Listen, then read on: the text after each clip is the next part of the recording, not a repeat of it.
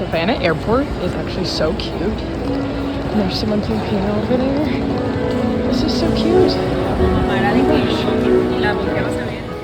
Yeah, yeah.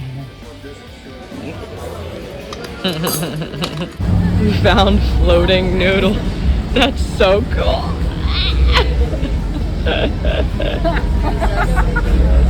That's actually...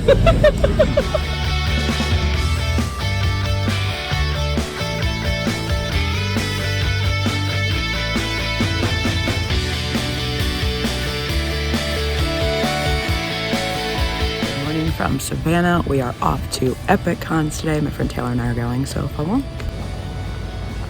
We made it to the convention center.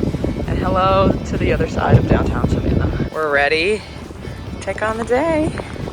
Let's go. Got the badge and we're ready for the day. And we've got our Manifest Cast ticket. Living his best con life with his comfort monkey. Yeah. This con is so cute. The booths are so small. They're all very cute. Josh Dallas. Now with celebrities, like I can't talk to them. Like she's like, it's just J.R. Ramirez, Josh Dallas, and Matt Long. We got some mics, we got some chairs.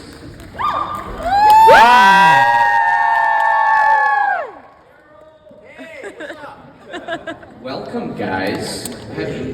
But then, you know, the writers, you know, they kept writing stuff for us. As they do. Yeah, and I think that they saw that we were having so much fun playing scenes with each other.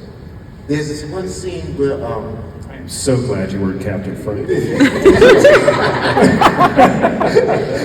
this one scene where he comes into my office and he's telling me, because he doesn't trust me, he's telling me everything that happened. And I sort of cock my head at him and look at him like this. And if he does the same thing, he says, and that's the moment I said, oh, this is going to be fun.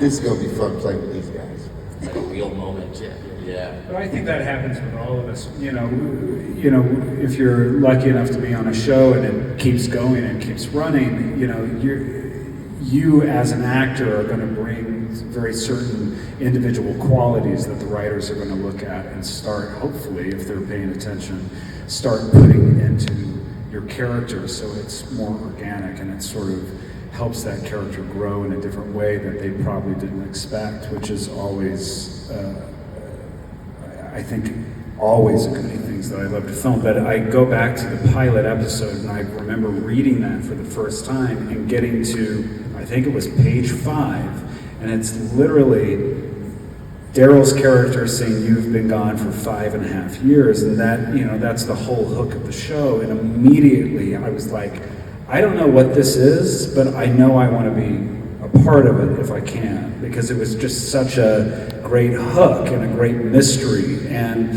it promised so many human emotional things and stories to come later that I knew that was going to be something really exciting. And that moment of filming that also became one of my favorite moments when we're all out on that tarmac and we're together, and it was, you know, one of the first days we were filming. It was on that pilot, it was all new, it felt big, it felt exciting, and I'll never forget that day. I agree. That's the same for me. That first scene, as I said before, was the support that you and Melissa showed me, because it was the first big thing that I'd ever done, and it made me feel like, okay, I can do this. You killed it.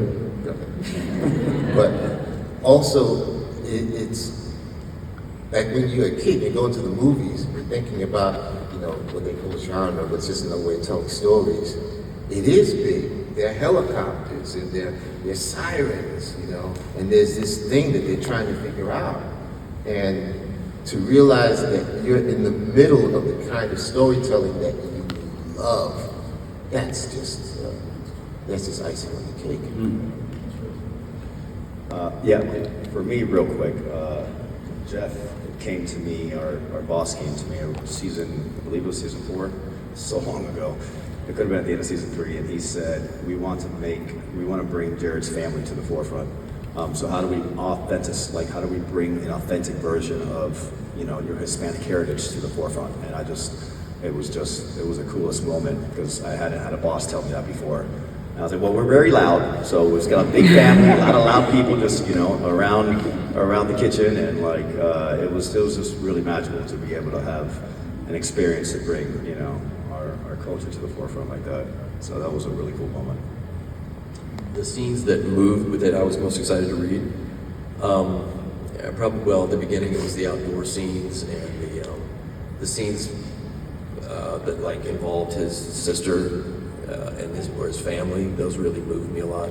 And then the scenes with once my story got Zeke's story got so tied into Michaela's story, it was those scenes and the scenes with Cal too, because there was so much emotion in my character, and he went through so many things that I just, when I didn't have those scenes or in a particular script, it wasn't as, I was waiting for those, like those really were, I'd be reading them in my apartment or whatever, emailing Jeff or moved in the apartment, it was really rewarding, and those are the ones I really look forward to the most. Not the days getting frozen.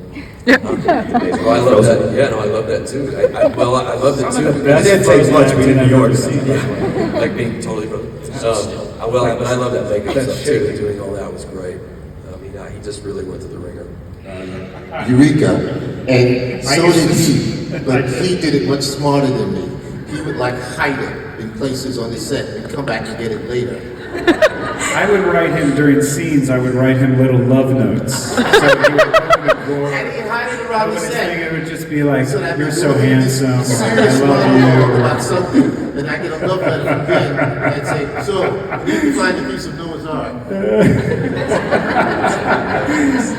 So, "I love you. You're so handsome. Boy, you're hot." I said I had to play a scene. Then I have to yell at Sanvi. You wouldn't see that until the cameras were rolling. Right. That's the best. You actually will see it. You'll actually see it if you watch. You'll see you find something. They fold it up, put it away.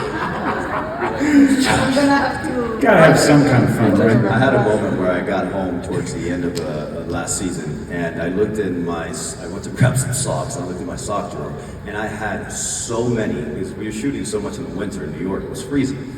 And I guess like long hours, whatever, I'd go home and I wouldn't leave the socks that they gave me. I would take them. So I must have had like 40 socks from wardrobe. I hope they have. I never said anything, but I took so many. They were talking to us about it. They were saying he and John.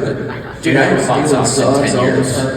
So many socks. Genuinely have not bought socks in 10 years for that reason. Yeah, I am the sock thief.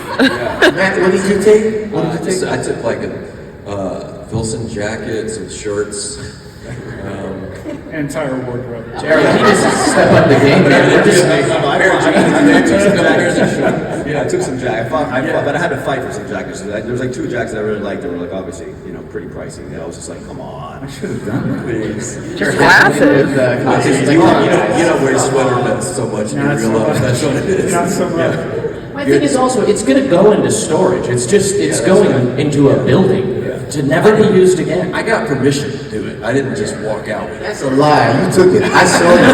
They're looking for him today. They're still looking. That's it. He's on the run. myself.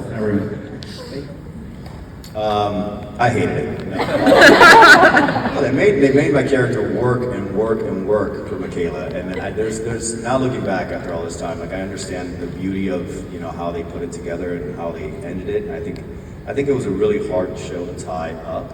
There were so many loose ends, and I think they did a beautiful job doing it. Selfishly, I wanted Jared to end up with Michaela. Me After too. all those years, I'm sorry. I'm sorry. I heard that. Forgive me.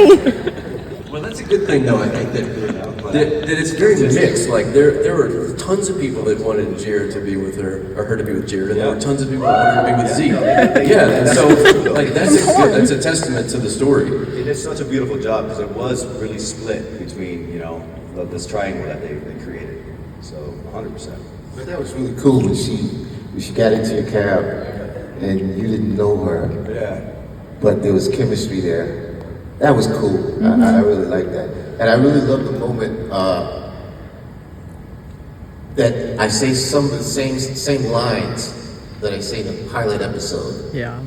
And I'm walking into the into the terminal, and I walk by him, and because of what he's experienced, he's like, "There's that guy." I knew exactly what he was going to get into. And you know, it's interesting because it's like Ben and the passengers on that plane are coming back with that knowledge of what happened and what they've been through. And it would just be so interesting, I think, in a spinoff to see how and what they do with that information.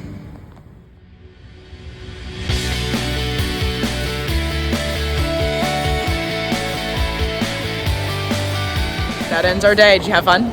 Yeah. It was such a good time. So many sweets, so little time. Morning, just a little recap from Epic Cons yesterday. We got to see the Manifest panel, which was a lot of fun. We got to be front row. It's a much smaller con, so we actually got to like interact with them while they were talking and all of that sort of fun stuff. So you'll have seen all of those clips. I got this fun little Manifest sweatshirt from a local business. We just kind of walked around, talked with a lot of people. We got a photo with Matthew Lewis, who is Neville Longbottom from Harry Potter, which was very cool. And we kind of just wandered some of the artisans and had our photo with Matt Long and J.R. Ramirez as well, which was really awesome. And then we just kind of wandered Savannah and had dinner here. I'm off to Colorado, which may be its own vlog. So if this is the end, thanks for watching and see you real soon. If not, come along.